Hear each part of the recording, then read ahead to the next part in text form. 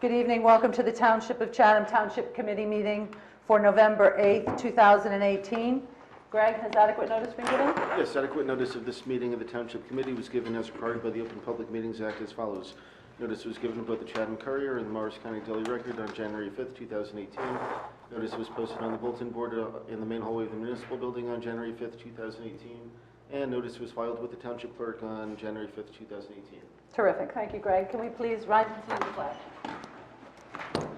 I pledge allegiance to the flag of the United States of America and to the republic for which it stands, one nation, under God, indivisible, with liberty and justice for all. Mr. Solen? Here. Mr. Kelly?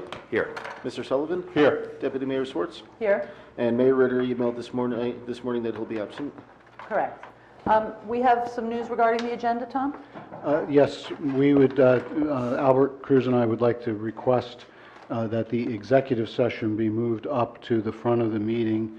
It should be brief, but there's 2 or 3 items, actually 3 items to review with the committee, at least one of which may require action afterwards, which would require an addition to the agenda. But until we have that discussion, we don't know. So with your permission, again, we'd like to retire to executive session. I'm guessing 15 minutes? All right. 15 minutes. Do we need And we'll leave the room so that the public can stay. Great. We'll go to the conference room and then come back. So that is Resolution 2018-P-14, Greg? Yes, if you'd like, I'll read that now. Resolution 2018-P-14, resolution of the Township Committee of the Township of Chatham in the County of Morris, State of New Jersey, authorizing conference of the Township Committee with the public excluded.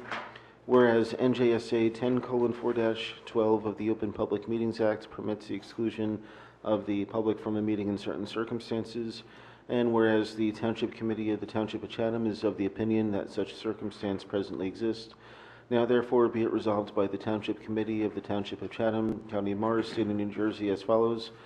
1. The public shall be excluded from discussion of the specified subject matter.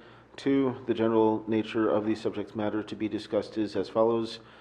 A. Contract negotiations. B. Litigation in the matter of the Township of Chatham for a judgment of compliance of its third round housing element and fair share plan, docket number MRS-L-1659-15. C. Litigation, Fair Share Housing Center versus Township of Chatham, docket number MRS-L-000234-18. 3. It is anticipated that the minutes on the subject matter of the executive session will be made public upon conclusion of the matter under discussion, and in any event, when appropriate pursuant to NJSA 10:4-7 and 4-13. 4. The committee will come back into regular session and may take further action. 5. This resolution shall take effect immediately. So moved. Second. Mr. Solen? Yes. Mr. Kelly? Yes. Mr. Sullivan? Yes. Deputy Mayor Swartz? Yes. Welcome back, everybody, to the No. Township Committee meeting of November 8th. And before you approve Yes. the agenda, there is one item to add. That'll Thank be you, the Tom. resolution appointing Jersey Professional Management to conduct a search for a new township administrator, because I am retiring effective January 31st. And I'll have more to say about that at a later date, but that's it for tonight. So adding to the agenda is the resolution authorizing the appointment of Jersey Professional Management to conduct that search. Is that in our packet, Greg? Yes. Okay. All right, so now shall we move along to reports? Yes, Mr. Selen? I have no reports. Actually, DPW, just all business as usual, nothing drastically different than what has been happening. But I just want to say a few things, if you don't mind. Number one, I just visited our daughter in college last 4 days in Miami, and today we were returning and turning on TV and watching this massacre happens in this place, and it just it's devastating, and our hearts and prayers go to those who lost their loved ones and beautiful kids and friends and family members.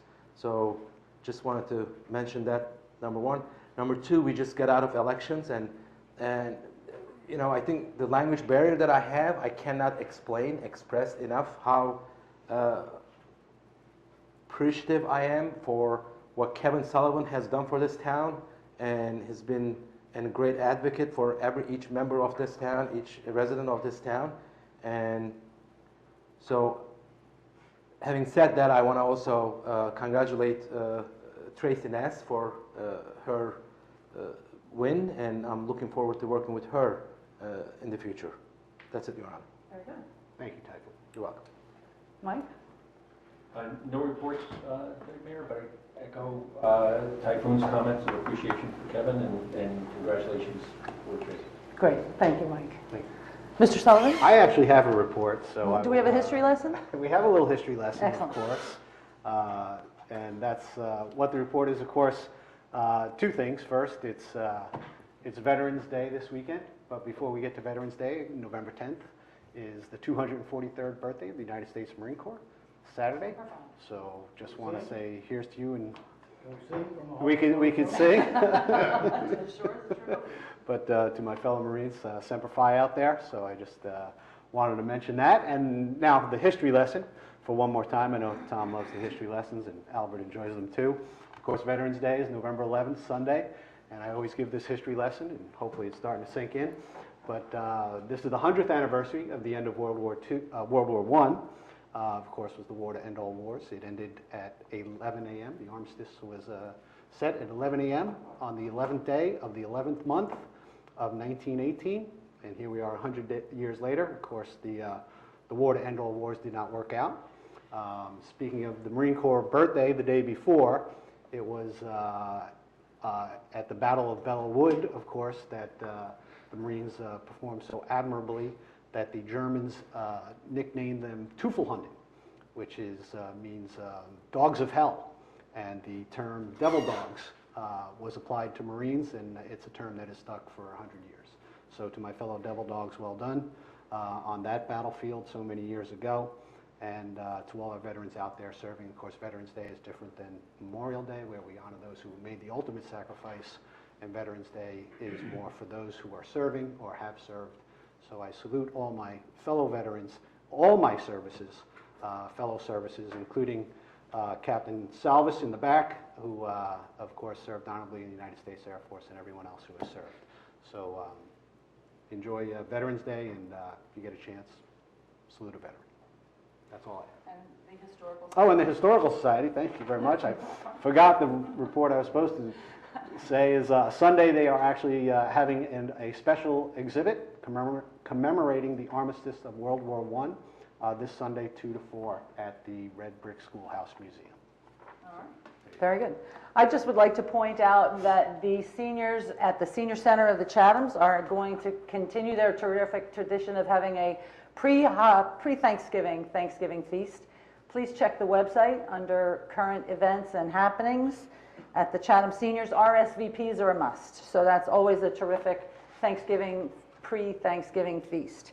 I too will echo my sentiments just briefly because we'll have plenty of time for that long goodbye. But Kevin, I am eternally grateful for your leadership and your friendship and your guidance, and I thank God that I don't have to do without them going forward, because we're really not going anywhere. Mrs. Ness, congratulations. Again, your team worked very hard for you, so we'll be welcoming you aboard before too long. As far as additional reports, John? Just briefly, the Woodlawn Drainage Project, unfortunately, the contractor is delaying his start again. His contract completion date is mid-December, and the amount of work, it's only about a week's worth of work. So he hasn't breached any contracts, but he is delaying the start. He anticipates doing some prep work the week of the 19th before Thanksgiving, but really gearing up for the week of the 26th to complete the work. So he's reminded constantly of his contract completion date and to start as soon as he can, but he has, so that's our current schedule. That's all I have. That's it. Speaking of the long goodbye, Tom, we'll have a chance to get around to you too. Yeah, I'm not going to really do it tonight. I said I'll have more to say as time goes on. Kevin, you and I will speak, both privately and publicly. I have appreciated all the support that you've given me. I hope that I've been helpful to you in your in this particular mission that you took on voluntarily. And Tracy, congratulations to you. I'm just thinking that you and I probably go back further than anybody else in this room. You used to sit up here in a different role, but, you know, so I've been here for going on 19 years. You were here for a good portion of that, and you're going to get to, that used to be fun. This not so much. All righty. And Debbie King has a report for you. And there's Debbie King. Hi, Debbie. Welcome. Each year, the Division of Local Government Services requests the municipality to complete a best practices inventory. It emphasizes statutory compliances and core competencies. The inventory is 61 questions. They use this as a criteria for withholding a percentage of our final state aid payment in December. After answering the questions, we scored an 85, and we will be receiving 100% of our state aid. That's great. I'm glad to hear that. Deb. Thank you very much. You're welcome. Chief Miller? Nothing to say? I would just like to add an addendum to Debbie's report and let you know that the state still has ridiculously stupid questions Yeah. on that best practice Yeah, inventory. we know that. And a lot of them don't reflect so well on the fact that we are a very lean and efficient organization. I think I said enough. Great. And they can't force us to do things. Those of us who sit up here. That's the Okay. one. That's Well, all the one those you're things talking being said, now is the time for the hearing of citizens. This is an opportunity for any member of the public to be heard about issues which are not topics scheduled for a public hearing tonight. To help facilitate an orderly meeting and permit all to be heard, speakers are asked to limit their comments to 3 minutes.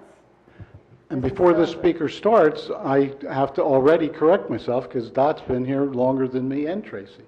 There you go. Speaking of Veterans Day. I'm going to be really sorry you're leaving, Tom. I can't think of how the town could have been better run for all the time that Tom has been here. It's never possible to get anything done without a certain amount of vehement discussion, but this town has just run like, I don't think any other town could have been run as well. Tom, I've really enjoyed working with you. You've helped me a lot. Thanks, Dot. That's very much appreciated. And the $10 I slid you earlier was well. I know. I'm Dot Stillinger. I'm chair of the Environmental Commission. The Environmental Commission serves as the green team, which works toward achieving Sustainable Jersey certification every 3 years. I'm excited to be able to say that with just a crew of volunteers, just the environmental commissioners, thanks to Steve Carroll, who was formerly a member of the Environmental Commission, and Maureen Kelly, who is now chair of the Green Team, which operationally is separate from the Environmental Commission. The Green Team achieved Sustainable Jersey certification again this round. That will be announced Tuesday at the League of Municipalities convention. But working just with volunteers, hard for 3 years, the township can now claim to have achieved bronze certification from Sustainable Jersey. Maureen took over when Steve decided to retire from the Environmental Commission and the Green Team. And the energy and dedication and hard work and time that Maureen has put in to make this happen just can't be overstated. I'm in awe. And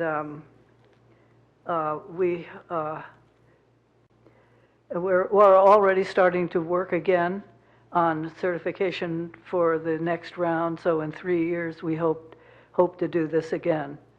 And one last comment. Some of the things we've had to do in order to achieve certification required the Township Committee to pass resolutions. A resolution for this or a resolution for that, sustainable environmental practices, so on and so forth. Every single time when we've asked the Township Committee to do something like this for us, they said, oh yeah, sure, we'll do it next time. You just can't ask for better cooperation than that. It's just been extraordinary. So I just want to thank everybody involved, and it really speaks well for the environmental awareness that Chatham Township has. Chatham Township has always been in the forefront of environmental sustainability anyway, and some of that is really due to John Rushke, who has been known to hold people's feet to the fire. But getting a Sustainable Jersey certification really just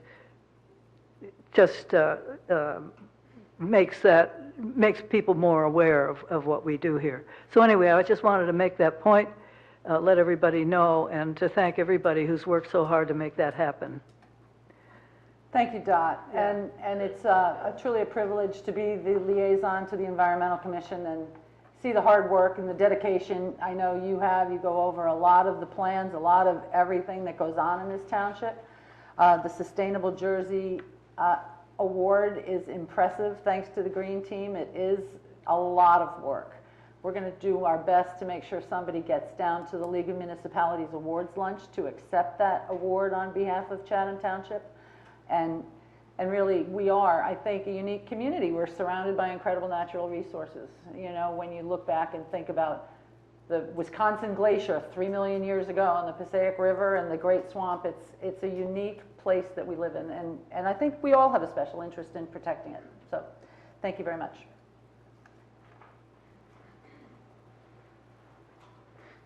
Mr. Miller. Dan Miller, keeping Green Village green out there. Miller's Meadow, right? We know all about that. I echo the sentiments of your colleagues. You know, and Tom, I remember the guy before you, so I've been around a while, too. Done a good job. Appreciate everything you guys have done. I do have a couple of issues. Remember when you ran for the Township Committee in the hopes of firing me? I most certainly do. I didn't want to say it, but you brought it up, and I will tell you, I've been pleasantly surprised ever since. You know, I'm the first to admit I was wrong. Okay, but pretty funny. You know. Anyway, what I wanted to bring up was two things. I'm back on the courtesy of the bicycle riders in town, and what we can do to educate the bicycle riders so that they respect not only the other drivers in town, but also the residents of our town. Living on Green Village Road, it's a busy road, a lot of bike riders. You know, I know a lot of people who live in town and don't live on the main roads, don't see the traffic, but we do, sometimes 35 at a clip. And they're quite noisy, and at sometimes, not all, quite disrespectful to us who have houses that are 25 feet off the road, and you know, they're riding by at 5:30, 6:30, 7:30, 8:30 in the morning, all days of the week, and even later on. And I don't like it when they wake up my one-year-old granddaughter. I can tell you that. I don't like it when I get treated disrespectfully when I mention something to them. You know, we put up signs ourselves, and I've had people deliberately make very loud comments about those signs just because they think they're smart, which I've also chased them down and asked them if they'd like me to blast my stereo in front of their house at 5 o'clock in the morning, okay? But what I noticed I think Mendham Township did, is they got their town and the county signboards, you know, the orange trailer signboards, and put them up at different places in town, this was a couple months ago, asking bicycle riders and joggers to be respectful on the big boards, because they have the same problem through Tempe Wick Road and, so on and so forth, and heading out, 24 out to Long Valley, where there are also older neighborhoods with the houses close. So maybe that's something we can think about, along with maybe flyers, maybe something added to our township website, and so on and so forth. So if you guys could kick that around, I would appreciate it. Second item is campaign signs. Now that the campaigns are over and the elections are over, I find it, I understand wholeheartedly that, signs on people's private property is one thing. Signs on public property is another. They were out probably 37 days before the campaigns, or before Election Day, okay? And now you can go around, and I have to say, local candidates, Tracy Ness, Mr. Sullivan, this time around, signs came down very quickly, and, maybe there's a couple still around, but not many. But I still see a lot of Fire Menendez signs, and although I agreed with them, I don't want to look at them anymore. Pick them up.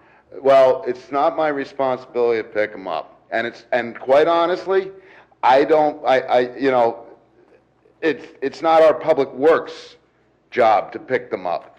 And I think if we were to craft an ordinance, and I'm sure, Mr. Cruz, that, other towns have ordinances, and I'm sure there's something that you can find to base them upon. But, those elected officials should be held accountable. And one of the ways they should be held accountable is where the sign came from. So there's no reason why they can't pay for our time and effort to pick those signs up, after a week's time or whatever. So I would also like that. I know there's municipalities around Morris County that do have ordinances. So if you guys could look into that, I would appreciate it as well. Thank you. All right, Dan. Thank you very much, as always.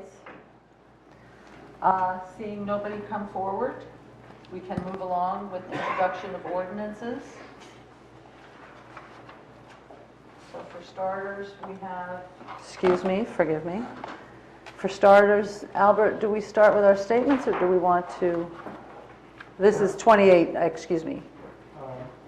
Yeah, we're going to go right into this, right? Right, I think you should start with your statement. That was Okay. For those of you who are looking along at the agenda, we have coming up ordinance 2018-22, adopting redevelopment plan.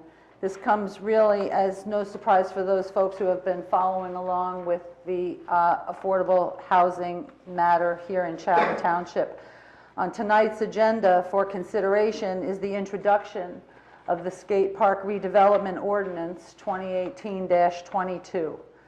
The skate park property has been zoned for low and moderate income housing for many years, and this redevelopment plan effectuates affordable housing on that property. The redevelopment plan provides for 24 low and moderate income units in 2 buildings, no more than 2 stories.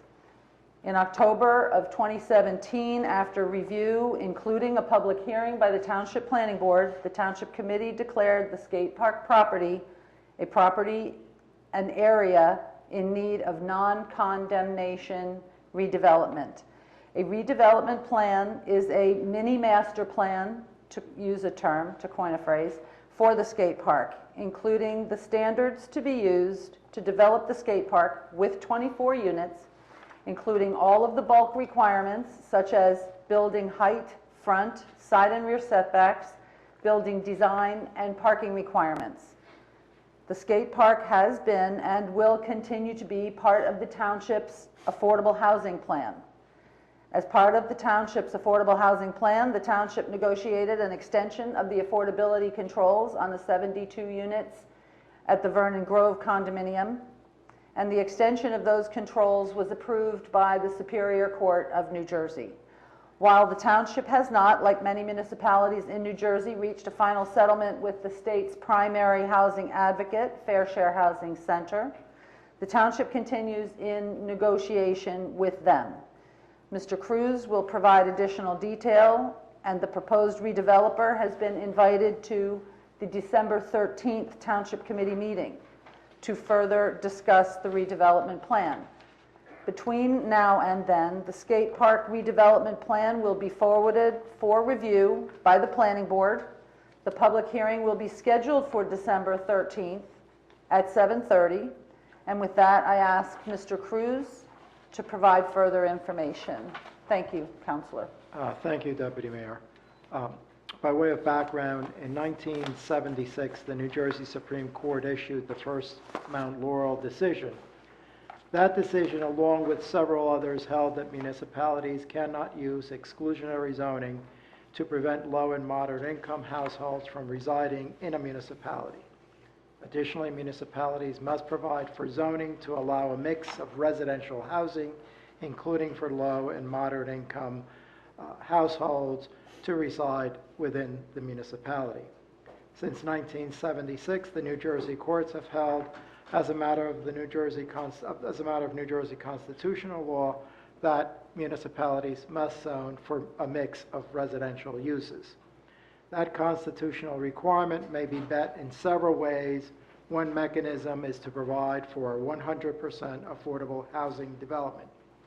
As the mayor stated, that redevelopment plan is in furtherance of that mechanism and the underlying zoning at the skate park. The redevelopment plan is for a portion of Block 48.16, Lot 117.27, and envisions the subdivision of a 3.8-acre portion of the 15.7 township-owned skate park.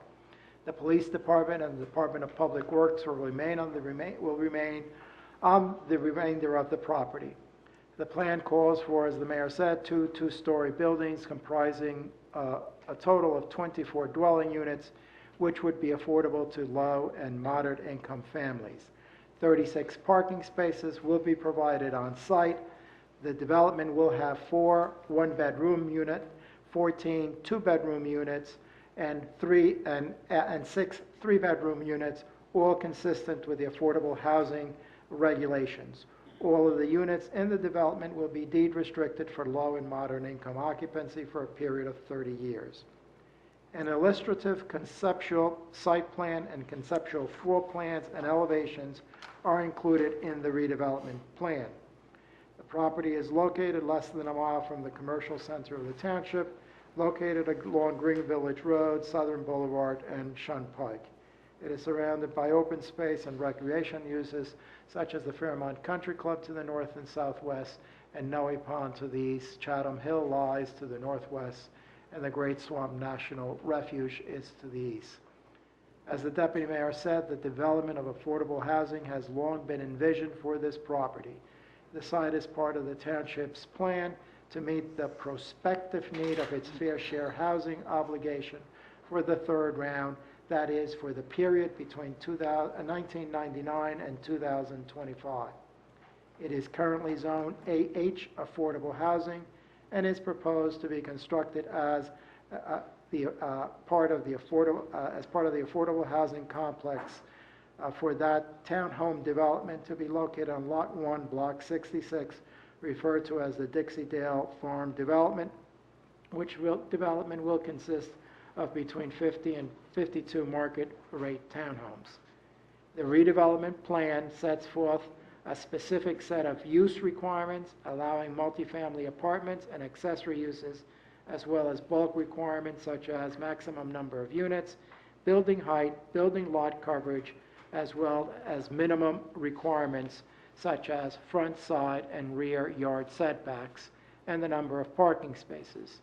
There are also a number of building and site design requirements which will ensure that the buildings are appropriately located and designed so they are compatible and harmonious with the surrounding land uses. Such requirements include landscaping, lighting, signage, driveway and parking requirements, architectural guidelines, and things of a similar nature. The development of the 24 units will be designed and constructed by and at the sole cost of the designated redeveloper of this property. The redeveloper will also be responsible for completely demolishing and removing the skate park at no cost to the township and the restoration of that portion of the site in accordance with the requirements of the New Jersey Department of Environmental Protection. The township will not be required to acquire any property or displace or relocate any residences or businesses. The redevelopment plan will supersede the township's current zoning on the property, AH zoning. In fact, the current AH zoning of the entire 15.7 acre redevelopment area will be repealed at the same time that the redevelopment plan is adopted. As part of the redevelopment plan's adoption and repeal of the AH zone, an amendment to the zoning map of the township will show the location of the boundaries of the 3.8 acre site plan redevelopment area. If the redevelopment plan is adopted, a redeveloper will be designated and the township will enter into a redevelopment agreement with the redeveloper. Note that the redeveloper will be required to seek preliminary and final subdivision and site plan approval from the Township Planning Board in the same manner that is required under conventional zoning. Notice to all property owners within 200 feet of the subject property shall be provided, along with publication in the newspaper of record. Members of the public will be given an opportunity to ask questions and make statements in support of or in opposition to the proposed subdivision and site plan at the planning board hearing. As stated, if the redevelopment plan is introduced tonight, the Township Committee will hold a public hearing on that ordinance on December 13, 2018 at 7:30 p.m. With that explanation and background, Deputy Mayor, it would be appropriate for the Township Committee to consider a motion to introduce the redevelopment plan. Right, so just to reiterate, ordinance 2018-22, an ordinance of the Township of Chatham, County of Morris, adopting a redevelopment plan for a 3.8 acre portion of Block 48.6, Lot 117.27, for the development of low and moderate income housing, repealing Section 30-79.1 titled Purpose, Section 30-79.2 titled Permitted Uses, and Section 30-79.3 titled Required Condition for Residential Development of the Revised General Ordinances of the Township. Do I have a motion to introduce? So moved. And do I have a second? Second. Very good. Mr. Salin? Yes. Mr. Kelly? Just a quick comment, if I could. This is a significant step on a significant portion of our affordable housing plan. Tom and Albert, would it be appropriate to post the graphics that go with this on our website so that? Yes, the intention was not just the graphics, but the entire redevelopment plan would be posted. The words are great, but I mean the pictures I right. think are important. No, all of that will be posted as soon as the ordinance is introduced. It wasn't posted previously simply because there's a need to make sure that what you're introducing is what's posted. Fair enough. And my compliments to those of you who really were the negotiators on this. I think you did a good job. But yes, my vote is yes. Mr. Sullivan? Yes. Deputy Mayor Swartz? Yes, and I would like to comment that it has been a long and arduous process, and everybody involved has put in a lot of time and work, so when we get it all up and running on the website, it'll be something for everybody to behold. And once again, I vote yes, and we're going to have a public hearing. Yes, as noted earlier, the public hearing will be scheduled for December 13th. Do we have a schedule for the planning board meeting? There will be also an opportunity for the public to be heard. It looks like the 19th, Monday the 19th of November? Yes. Yep? Okay, terrific, And that agenda will be posted on the website as well. great. I'll be sending the redevelopment plan for posting tomorrow afternoon. Excuse me.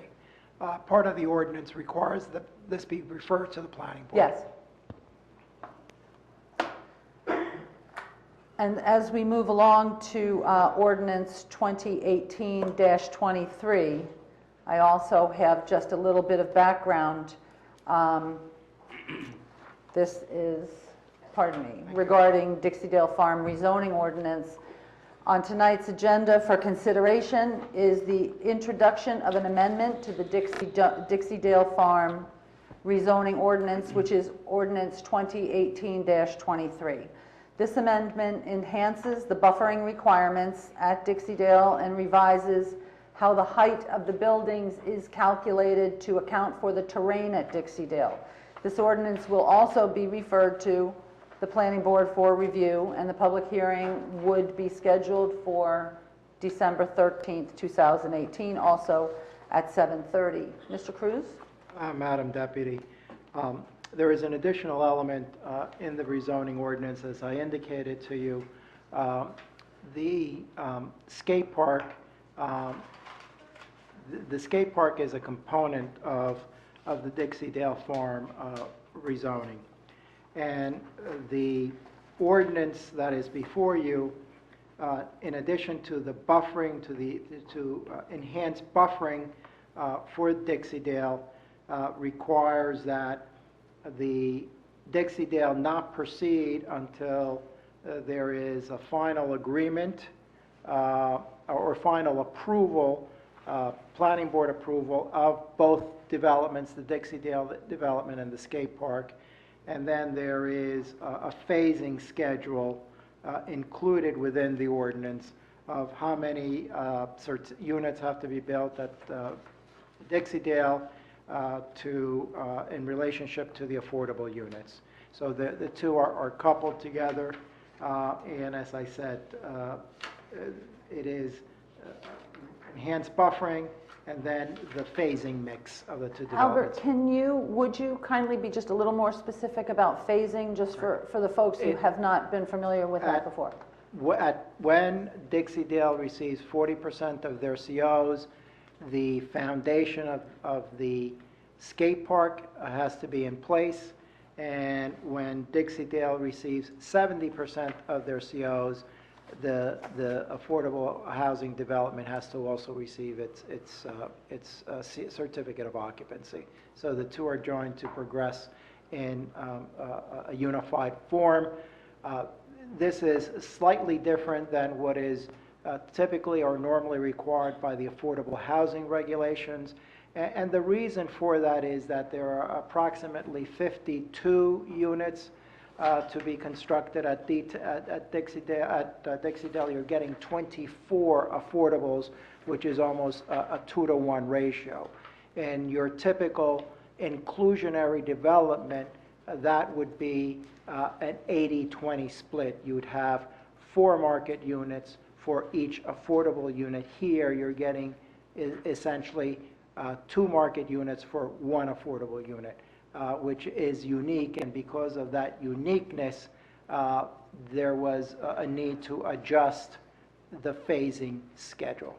Right, and the phasing schedule essentially being that you don't want the high-end units, the beautiful luxury townhomes being built and having somebody potentially walking away from completing the affordable units. Correct.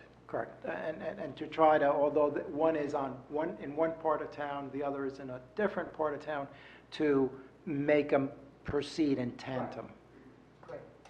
So to that end, we are going to discuss introducing ordinance 2018-23. This is an ordinance of the Township of Chatham, County of Morris, State of New Jersey, amending Chapter 30 titled Land Development of the Revised General Ordinances of the Township of Chatham, Section 30.78, titled R, Residence Districts, subsection 30-78.13, titled Requirements for One-Family Dwellings and Multifamily Dwellings in the R6C District, to amend Section 30-78.13, Paragraph G, subparagraph 1, the definition of building height, to add a new section to 30-78.13, subparagraph K, paragraph K, subsection 7, providing for additional landscape buffer, to amend section 30-78.13, paragraph N, subsection 1, to provide for construction phasing of market to affordable units. Do I have a motion to introduce? So moved. And do I have a second? Second. Great. Mr. Solid? Yes. Mr. Kelly? Yes. Mr. Sullivan? Yes. Deputy Mayor Schwartz? Yes.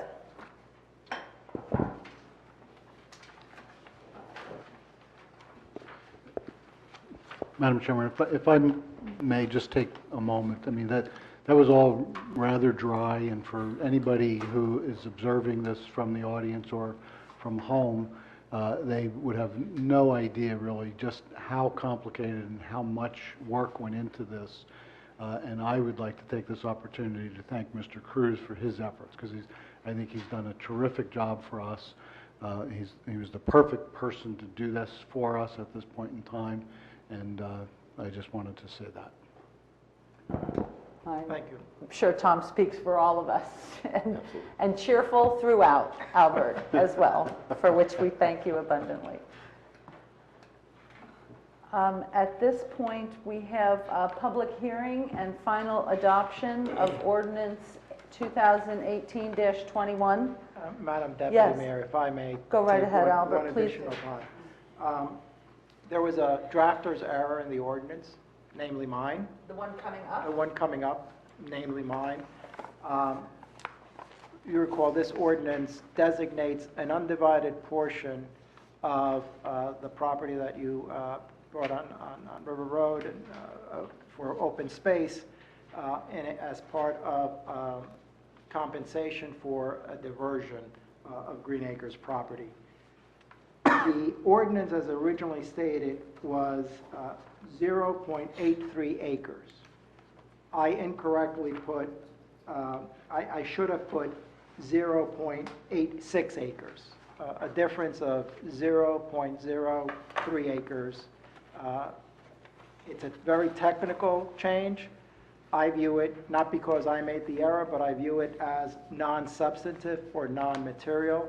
So the ordinance is being changed from 0.83 acres to 0.86 acres.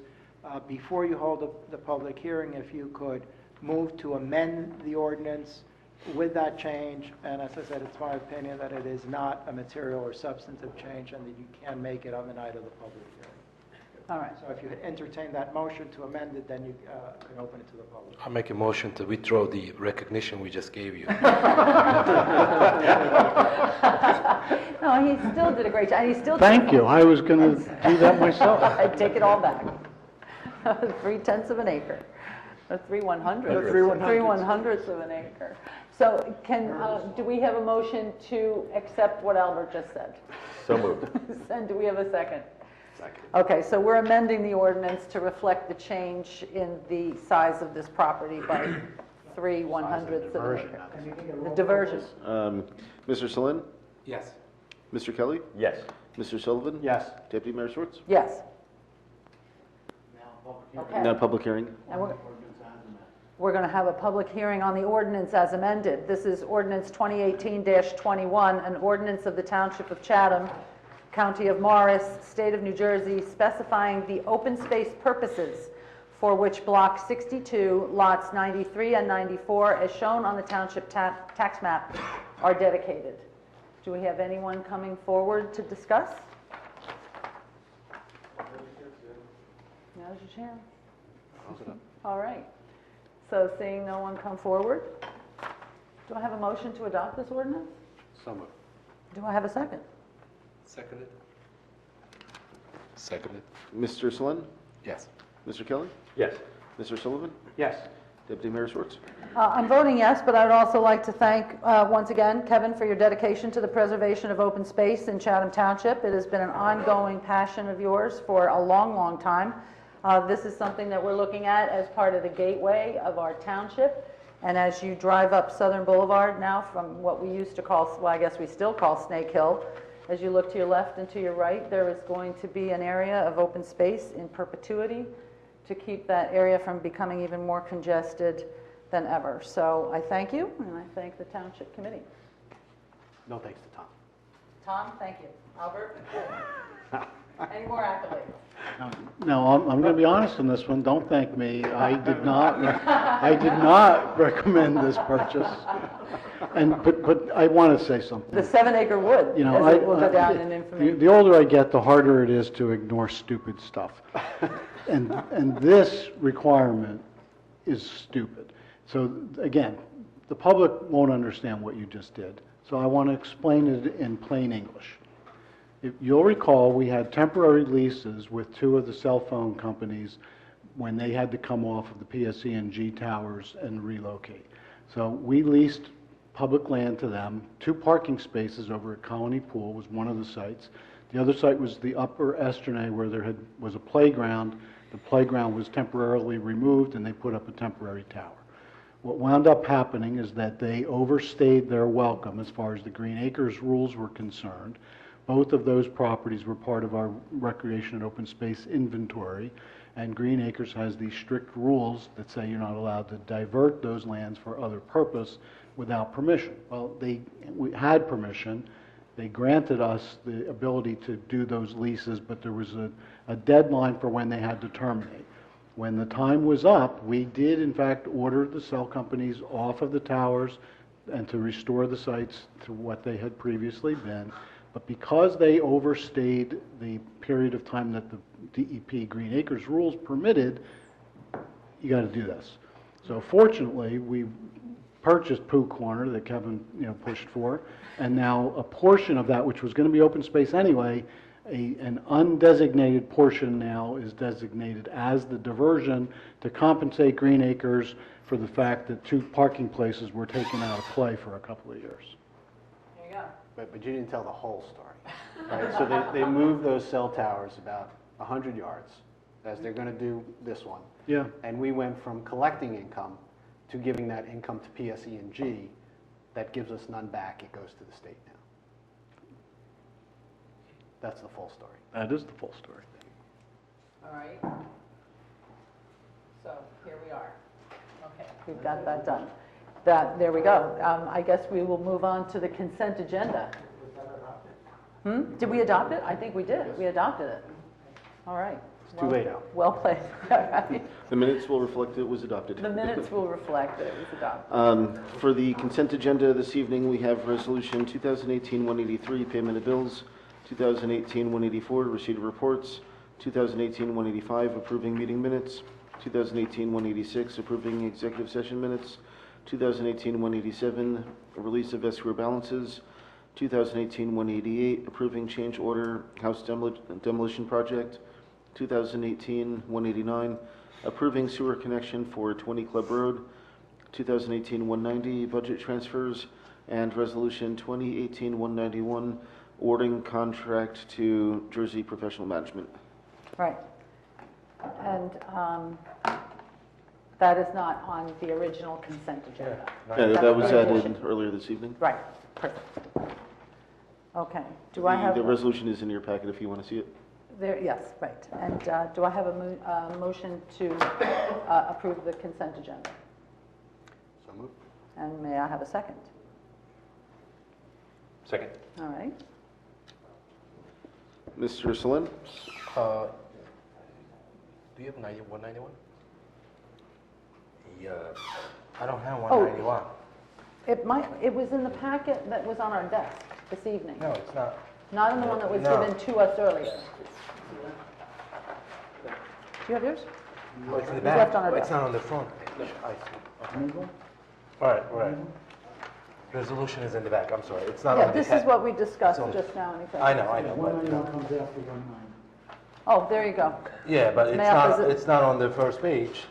It was No, added it's not on the this first evening. page, because that was an addition. Why it's not on the first page? It was an Because it addition. wasn't added until, After the spoke. executive After the- Why session. didn't we change the first page? All right. All right. Yes. Yes. you're right, Albert Matt. did it. Thank you, Albert. sorry, my powers do not include magic. Mr. Kelly? Yes. Mr. Sullivan? Yes. Deputy Mayor Swartz? Yes. The next thing that's remaining here on the agenda is a possible ordinance or resolution, and we have a pretty good outline of it here in our packet, prohibiting smoking and vaping shops. And I know this is something, with respect to Mayor Ritter's absence, this is something that he has been quite proactive about, and I think that it's something that we may want to actually consider introducing tonight, if anybody has any discussion on the matter. You know, obviously, we have been ardent in our defense of public health in terms of smoking in public places, in terms of vaping, expanding our vaping ordinances and smoking ordinances over the last number of years, actually, and going along with our unique to our township and unique in a lot of places, our marijuana ordinance as well. I don't know whether anybody wants to take a look at it, think about how we can perhaps even introduce an ordinance like this regarding zoning regulations, for limiting zoning regulations to prohibiting smoking and vaping shops, and what that would entail. If anybody wants to talk about that. Well, Albert, can you give some details on that as far as this ordinance, potential ordinance is concerned? Well, it does that precisely. It prohibits the use. Your zoning ordinance says these uses are allowed in these zones. You have a catch-all provision in your zoning ordinance. This is an amendment similar to the amendment that you adopted perhaps 3 years ago dealing with pipelines. And when that ordinance was repealed, when you had a more comprehensive ordinance. So this basically says that the use, a standalone smoke shop or a standalone vape shop is prohibited throughout the township. But doesn't mean the sale of cigarettes or tobacco products is prohibited. Those can be sold in the normal course, but it's just the standalone store, the standalone use of either of those two would be prohibited. So I actually have a question about that, Albert. You know, when you think about cigar shops, and you walk in and they sell a lot of different things. They sell cigar cutters, and they sell special lighters, and they sell all kinds of other stuff that goes along with it. But if the original purpose is a cigar shop, which can be kind of fancy and tony and you know, maybe a kind of place where people would like to go, would that actually be included in prohibited zoning? Yes. Thank you. Anybody have any thoughts about this? Mike? I would support this. I think that, you know, I think it's part of getting the message out that as liaison to the Municipal Alliance, there's a lot of concern over there about the vaping, the amount of vaping and the lack of awareness on a lot of people's parts that it really is a nicotine delivery system, Right. and it's the nicotine that's addictive. So while it does avoid a lot of the smoke and the carcinogens, that it does not avoid the addictive part of it. And I think that you know, that plus the additives to it are things that we should try to get the message out that it's to the extent that we can that this action is appropriate Right. in light of that. Yeah, I mean, I'm pretty hard-pressed to believe that we will look at smokers everywhere and turn, you know, sort of pass judgment on that and then have a cigar shop or a vaping shop or something like that opening up. We certainly are committed to wellness in our town with all the different awareness groups and, you know, assistance in quitting and so on. I'm perfectly comfortable bringing this up for introducing the ordinance. I mean, certainly introduction of an ordinance only means that we've got it here to discuss. What do you say, Kevin? Well, Albert, I'd like to know, you know, I've been to a few cigar bars. I've never been to a cigar shop to smoke a cigar. But how would that play into relation if someone wanted to set aside, i.e. if, you know, say Charlie Brown's wanted to set aside their back room for a Cigar bar, sure. bar, so to Smoking speak. permitted, and you can sell some cigars as a side. And how does that square with the state Business. regulation, or is that in conflict, so I don't have to worry about it? Well, everyone has to follow whatever the state regulations are. This is not regulating smoking, it's regulating the use. It's regulating the shop being placed in town. That's what this regulates. It doesn't regulate sale of products. I'm not familiar with what you described as a cigar bar. But if it's done at a Charlie Brown's, that's a restaurant, it's a public place of accommodation, and that place would have to follow the state law with respect to where and when where you can smoke. So it wouldn't change that. Okay. What this would prevent is a standalone shop coming in to the town and operating as a smoke or a vape shop. All right. Well, I've certainly seen the use and sometimes the widespread use on particularly in college campuses of vaping. It certainly poses, I think, a number of health risks. I don't know if it's for us to decide those risks per se, but from an ordinance of limiting vape shops, I suppose I agree. It kind of goes in line with our marijuana dispensary and what we're trying to accomplish there. It's just an added element to it. So, All right. So, cool. What we have here before us, Typhoon, you have No, anything? I was just going to say I agree, but maybe we should just slightly change the heading, the name of the introduction, just like Council explained, the prohibiting the use of smoking and vaping shops. Or So this is prohibiting what- smoking and vaping shops? prohibiting the use. It's not. Well, we're No, not no, prohibiting the it's- use. All right, We're not so- prohibiting No. the use. You can use it if it's within the law and if it's Correct. within the state. Use is here is a term of art. It means a land use, land zoning use. Okay. Not physically using it, it's a land No, I zoning. understand. I understand. So, yeah, the use. If someone wants to open one, they need to come and apply for use variance to our zoning board, right? So, yeah. Well, everything can be retitled. What we have before us is ordinance 2018-24, which is an ordinance of the Township of Chatham, County of Morris, amending Chapter 30, Article 2, Section 30-6, titled Definitions, to add smoke shop and vape shop, and Article 7, titled Zoning Regulations, Section 30-96.9, titled Prohibited Uses, of the revised general ordinance of the Township of Chatham prohibiting smoking and vaping shops. So if we have a motion to introduce this ordinance, So moved. all right, and do we have a second? Second. Very good, okay. Mr. Solon? Yes. Mr. Kelly? Yes. Mr. Sullivan? Yes. Deputy Mayor Schwartz? Yes, so as a reminder, we'll be able to find the literature. Folks can go on the website and click it. And yeah, this ordinance will also be on for public hearing on December 13th, and will also go to the planning board for master plan consistency review. Right, very good.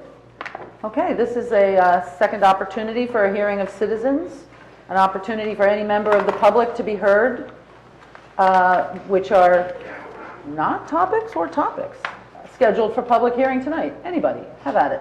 To help facilitate an orderly meeting and to permit all to be heard, speakers are asked to limit their comments to 3 minutes. Dan Miller again, Green Village. And I wanted to speak about what you were just talking about. I would caution about limiting what businesses can and can't be in town. And I do understand about smoking and vaping, but I also understand about alcohol. Okay? Are we going to one day go back to those days, back to the 20s? We can remember that. And this is coming from a man, I haven't had a drink in a long, long time. But I think, you know, if you read your literature right outside, okay, sitting on a table, it says that the number one gateway drug to anything is alcohol. So if you want to go on the premise that we should regulate what's good and bad for people governmentally, okay, shouldn't we then decide that we don't want to have liquor stores or bars in town? So I think it's a little bit of food for thought. Thank you. Thank you, Dan. Hi, Tracy Ness. Welcome. Tom, I'm very sorry to hear that you're leaving, and I hope I didn't facilitate that by coming on. You're like, you're on, I I'm can out. assure you that you did not, but I've been planning actually for a couple of years. What facilitated it was the loss of our home earlier this year. So that just kind of accelerated the process. And frankly, I talked to the Township Committee about this long before there was any inkling whatsoever that you were going to win that election.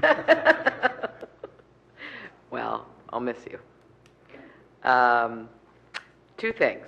One, could you please clarify what you meant when you said that the skate park would be demolished by the developer? And then what will happen with the skate park? Because previously it was discussed that it would be able to stay on the property or that it would be relocated. Well, with respect to, one of the things that, well, let me just backtrack a second. You may remember that sometime in 2017, the Township Committee adopted a resolution referring whether or not the skate park would be an area in need of redevelopment. And the Planning Board commissioned a study. There was at least one public hearing on that study, and the Planning Board recommended to the Township Committee that the area be designated an area in need of redevelopment. In October of last year, the Township Committee took that action. But because this property is adjacent to the Great Swamp, there are wetlands on the property. And it took a considerable time for the DEP to issue a letter of interpretation, which is the document that sets forth the boundary of the wetlands and where you can build. The letter of interpretation explains where you cannot build without DEP permission, which is very difficult to obtain, if at all. So that shrunk the potential building envelope.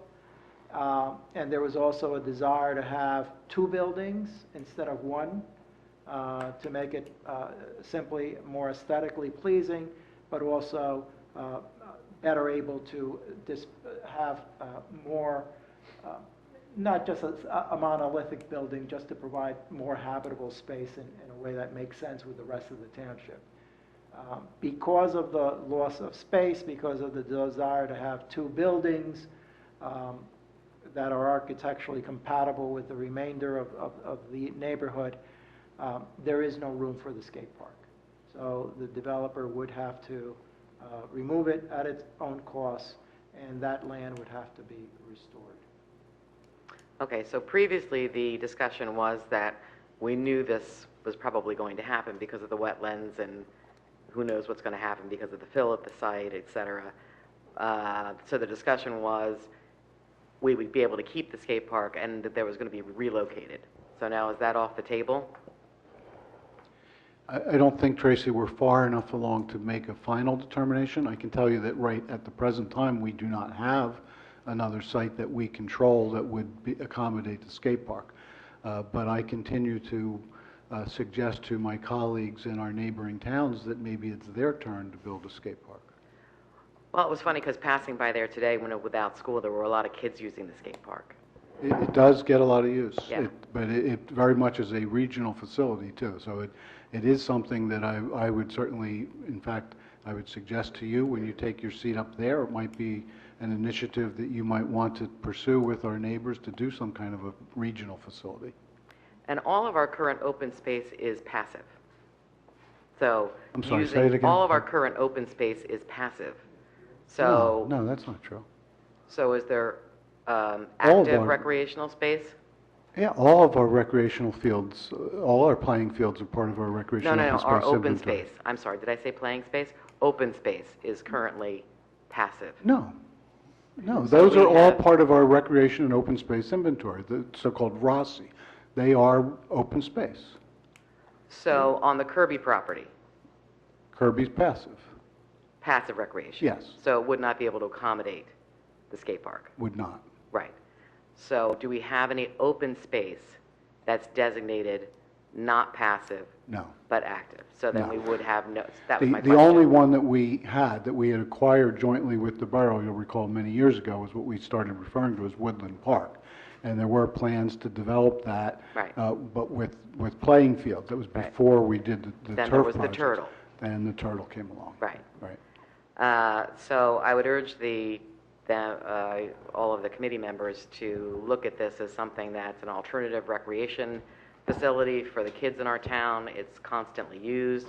I don't know about the ratio, Tom, between being at a regional facility or how many, I know friends of my kids are there using it. And there was the hope that when this was discussed, that it would be moved, was part of the kind of promise of trying to make this site work. I know we had to wait for the LOI. No surprise that it's not going to accommodate buildings of that nature, but that we would, make some effort to retain a recreational service that services kids who may not be participating in another form of sports. So I would think urge at you the to look very at that. outset, it was the initiative of volunteers from the community that put it together. They raised the money and they Yes, we developed did. the idea, they found a site, I have it a was picture really- of my it was kids just- when they were this big Yeah. and this big. But it was a with classic example of skateboards. what was- happens when people have their minds set on it. When we started talking about developing the skate park, and we had some families here begging and pleading for, save our skate park, I don't even recall if there was a family or a kid from the Chathams. I think the one or two kids were from somewhere else. So certainly, if this is something that's going to be a project going forward, we'd have to make sure that we've got kids from town who are actually going to come and advocate for it, and more importantly, they're energetic parents to Yeah, advocate. maybe for it. that's If a I great- may, though, and I'm sorry to interrupt, but the most important thing to remember here is that site was designated Affordable housing. as affordable Long housing time in ago. our zoning ordinance 35 years ago. So the skate park, when it was built, everybody knew that there was the possibility that someday that use could change, and, the skate park, like any other structure, doesn't last forever. So the funding, the initiative was a volunteer effort. They raised about half of the funds that actually went to constructing the park. We provided the land. It was, municipally owned.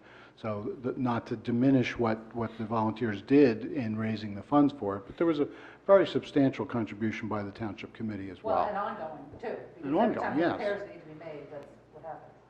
Yeah, that's a part of having recreational facilities. So I would just, maybe we want to survey the community and ask them what they want to think about, But whether we need The first this thing you type need to of do thing. is find a site. I think, and I don't mean to speak for the Township Committee, but no one here has said they don't want the skate park, but we do not have a site for it. Okay. Second, I know that we were talking about the prohibiting of smoking and vaping shops. And given, Tayfun, what you talked about today, which was the shooting at the College Bar, which was horrific. And I think one of the top causes of death for children seems to be guns. So I would urge you guys to consider that while we're looking to protect the safety of youth, prevent them from smoking, prevent them from vaping, that one other thing that we really need to consider, if we're going to consider prohibited use for zonings, is including in this ordinance prohibiting any gun stores from opening up in town. I think that would be a full complement to kind of talking the talk, walking the walk. So if we're going to protect against smoking and vaping, then we certainly wouldn't want a gun store in our town. So I would ask you to expand this particular ordinance to be in concert with what we're talking about for what we want in the township. Thank you.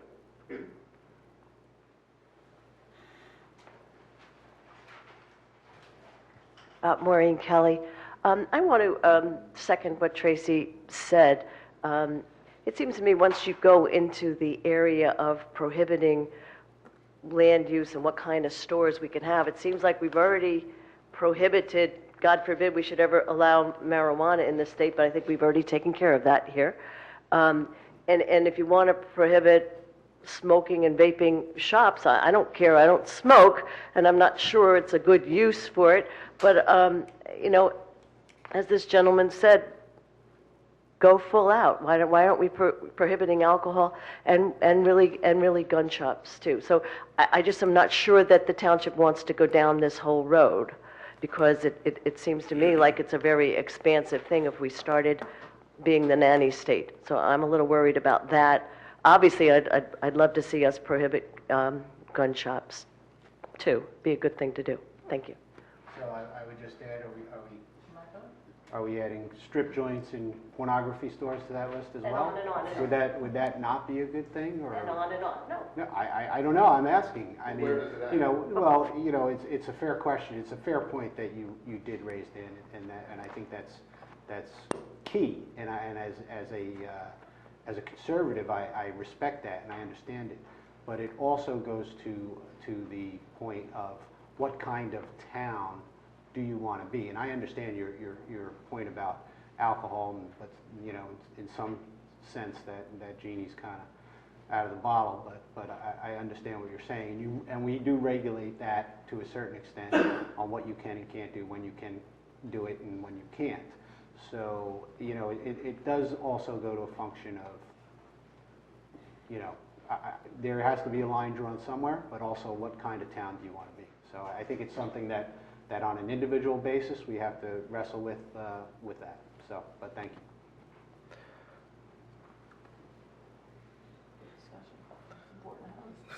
That's exactly right. And I think that's going to be a discussion for next meeting as well. So we want to hear from more people. We're the three of us discussing here. I wish we had 50 people here talking about for it or against it, so we'll have a better idea. Okay. Thank you. I'm Stuart Carr, CARR, 3 Crestwood Drive in Chatham Township. I'd like to get kind of a summary where we are end game-wise, at least right now, on the affordable housing item. We have, again, the 24 units. We talked about the Vernon Grove, but there's still that black box of kind of what the timing is and what the order of magnitude will be on the affordable housing mandate going forward, whether it's 500 more units, 200 units, 100 units, whatever it happens to be. We can get a little bit more of an order of magnitude what we're looking at, because obviously the end game is a big change from what we have right now in town, irrespective of the fact that we're trying to minimize what's happening. We do, again, have a big number coming up, and I just wanted to get some idea where we are at this point on that score. Well, the two developments that you've identified, the skate park at 24 units and Vernon Grove at 72 units, fully count toward the ultimate obligation. There are also bonus credits that are included there, so we're at least at 100 units to meet that requirement. In addition to that, there is a present need or a rehabilitation requirement that was originally set at 63 units, and through work that has been done by the township administrator, that obligation will be significantly reduced, perhaps as low as 6 units. So what we have here is, as I indicated in my statement before, there are many mechanisms to meet your affordable housing obligation, and the township is trying to take advantage of as many of those options as possible. The ultimate obligation is still the subject of discussions with the Fair Share Housing Center and the other mechanisms that will be needed to fulfill the overall obligation. And unfortunately, I'm not at liberty to discuss that because it is still part of the pending litigation and settlement discussions. In 2015, when the New Jersey Supreme Court ruled that the Council on Affordable Housing was no longer functioning, that it was dysfunctional, the Supreme Court returned the administration of affordable housing to the courts. And because it is a judicial litigation, that changes the context of what I may be able to discuss in public. So I can tell you we're making progress in trying to resolve the matter. The township has already done or put in place 2 mechanisms that will go toward fulfilling that obligation.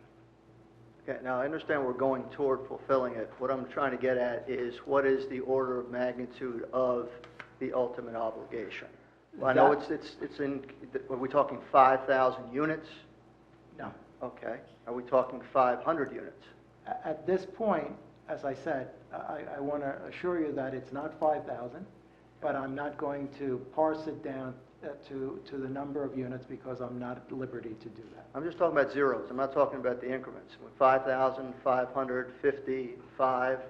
I mean, we're, kind of on the, it's not 5,000, that's a start. But we just want to get, just so we know the public kind of knows what's going to happen in the next 5 or 10 years. If I may, Albert is correct that we can't discuss the specific number. However, numbers are out there. There are studies that the courts are going to rely upon from experts who have established recommended numbers to the courts as to what each municipality's ultimate obligation would be. That's a starting point, okay? And most towns negotiate over those numbers. So you can find those. You know how to find it. Okay, what's the worst case? What is that number? I can't do that. That's the part I can't do. I thought that was a public number, you said. But that's not a number that we've agreed to. You're asking for how, what's the order of magnitude of what's the worst case scenario. I'm giving it to you, but I can't tell you the number. You got to find it yourself. Okay, where would I look for that? Is that publicly available information? That's fine. I'm just trying to get some idea of what we're looking at here. E-consults. E-consults. You can go, the Fair Share Housing Center has a very good website. All of this information is on there. Okay, so it's all publicly available information.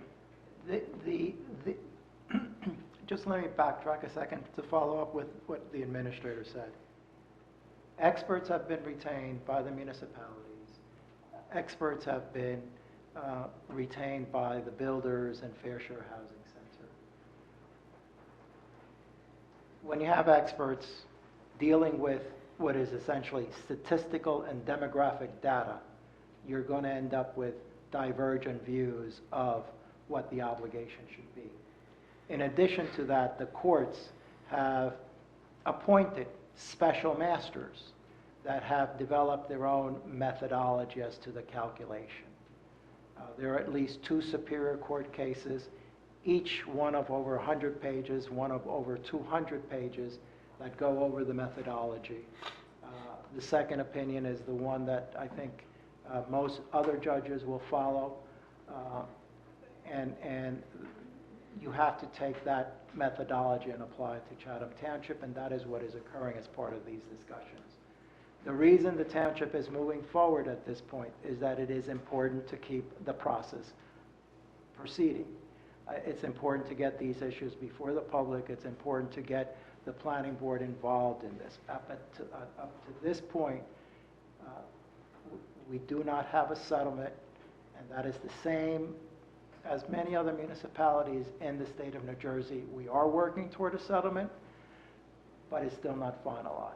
And until that occurs, I think it is incumbent upon the Township Committee and myself not to jeopardize that settlement. That's understood.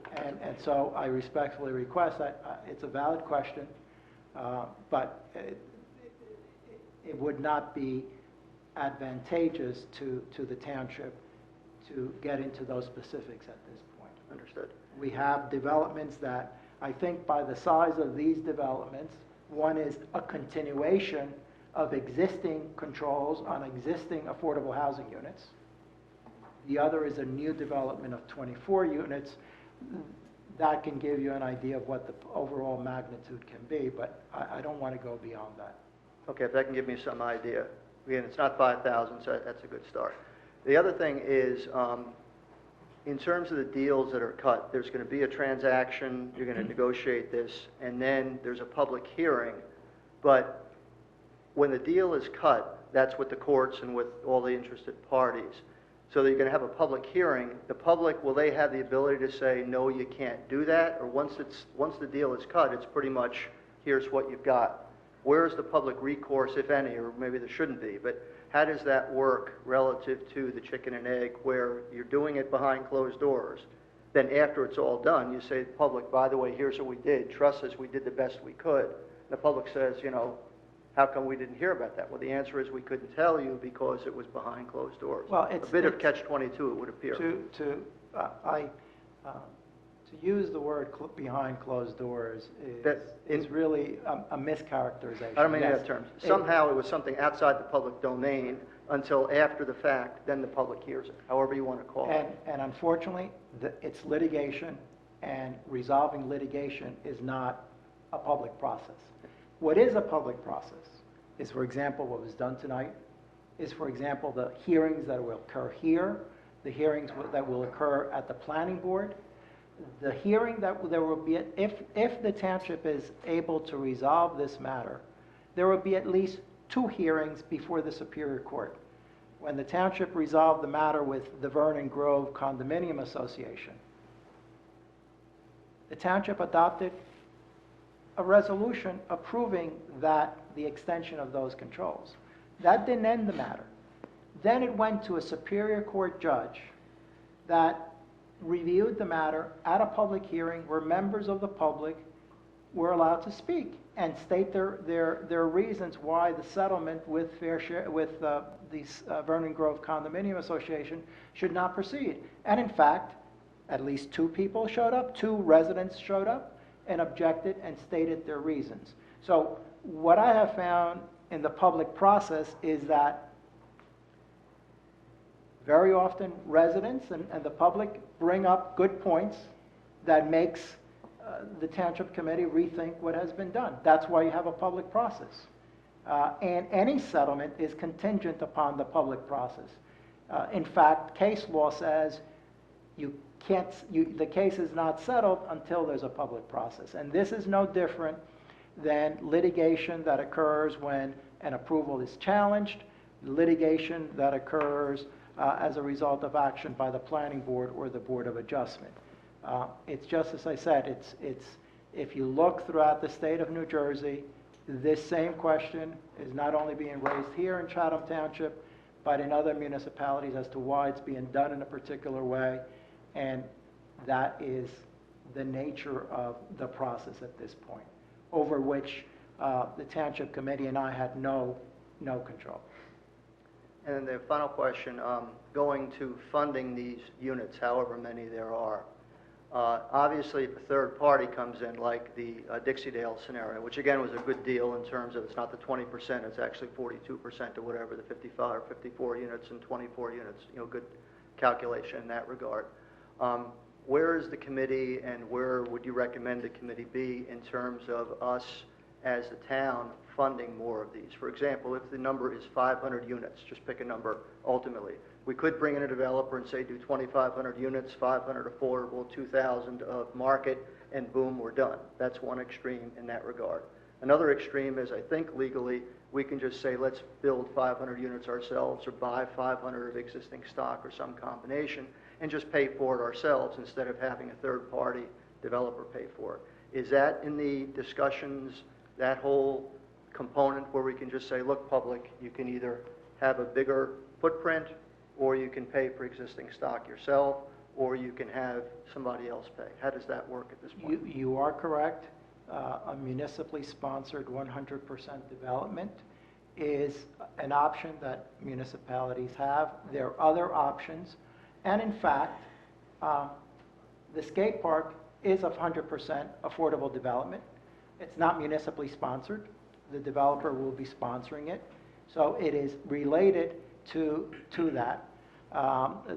You can have 100% affordable housing development sponsored by the municipality through a nonprofit developer, through developers that specialize in this area.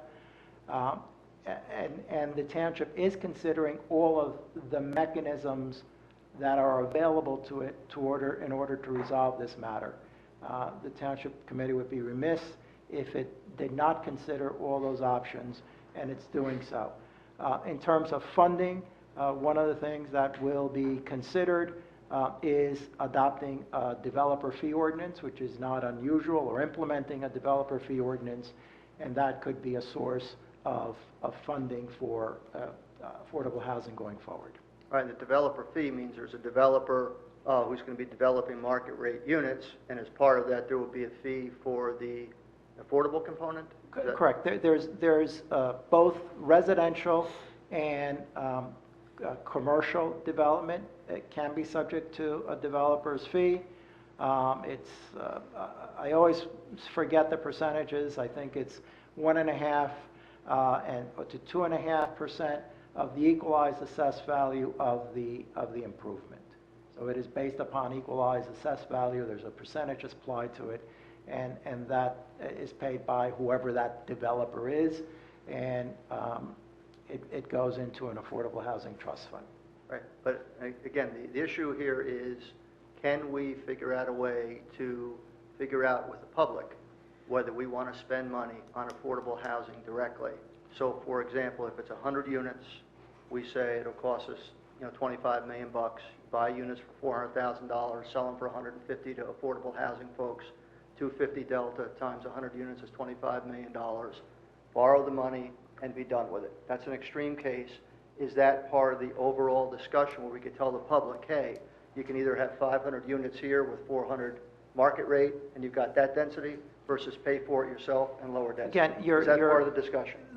There are Conceptually. many things that are part of the discussion, but you're utilizing a lot of numbers without a foundation. And that's the danger going down and having this discussion, because we're talking about hypotheticals, and those hypotheticals are not within the realm of what is being discussed. So what I would say to you is, yes, there are affordable housing, 100% municipally affordable housing is being considered. And my final comment, again, it's, I think, a little bit more realistic than perhaps one would say. I look in the Realtor.com, I see a 2-bedroom, 2-bath, somewhere in River Road for $400,000 market rate. I say, okay, let's go out and buy that, then sell it to an affordable housing person for $150,000, pick a number. So there's a $250,000 delta there, which would be made up by the taxpayers to say, we're going to buy something for $400, sell it for $150, we'll cover the difference, instead of building a new unit with somebody else's developer money. You take that, you multiply it by 100, you have $25 million. That's where Yeah, we're not talking those kinds of numbers, Stu. They're just not realistic as far as what is actually on the table. Really, that's good. I mean, the simple starting point here is that the New Jersey State Supreme Court, going all the way back to the 1970s, said that every municipality has an obligation to provide a realistic opportunity for the development of affordable housing. You don't have to build it, you have to provide the opportunity for it to be built. And there are a whole bunch of strategies to do that. In the present case, it starts with trying to come to an agreement on the number. How many units does each municipality have to provide an opportunity for? Again, it doesn't say you have to build them, you have to provide the opportunity, and there's a variety of mechanisms. You've touched on some of them, but in grossly exaggerated numbers. In terms of the number of units or in terms of the dollars? Both. Well, that's fine. Both. I mean, for example, one of the mechanisms that could be used is called a market to affordable conversion. That's what you're talking about with a house. Typically, though, that would happen more likely with a rental apartment, that a subsidy would be provided to make the rental unit affordable to a lower and moderate income person, and there would be somebody filling in the gap on that, but it's not to the magnitude of what you're talking about, typically. And again, I don't want to go any further other than to acknowledge to you that those kinds of mechanisms can be used and are being discussed. That's all I wanted to hear. Thanks so much. Thank you, Stuart. Hi, Tracy Ness. I just wanted to build upon actually Kevin's point as well as Dan's point. If prohibiting and looking at holistically what we want our town to be, and then changing to our zoning laws is something that this is a part of. We don't want our town to look like a place that has vape shops or smoke shops or cigar shops or something like that, then wouldn't we be better served to have a fuller discussion on our zoning laws and talk about what we want our town to look like, rather than just specifically saying vaping and smoking shops, because that's kind of, it's not really spot zoning, but it kind of is, because you're very particular to one thing. But to Kevin's point, do we want to prohibit strip joints? Do we want to prohibit, a whole range of things that we may not find that suitable for the town?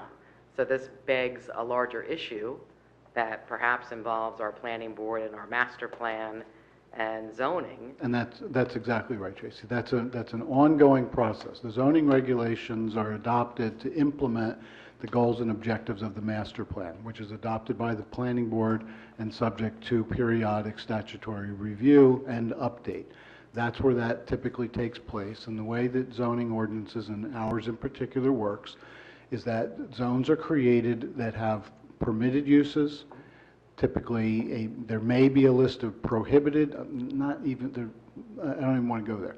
But you'll have permitted uses, conditional uses, and then language that says anything that's neither of those, permitted or conditional, is prohibited.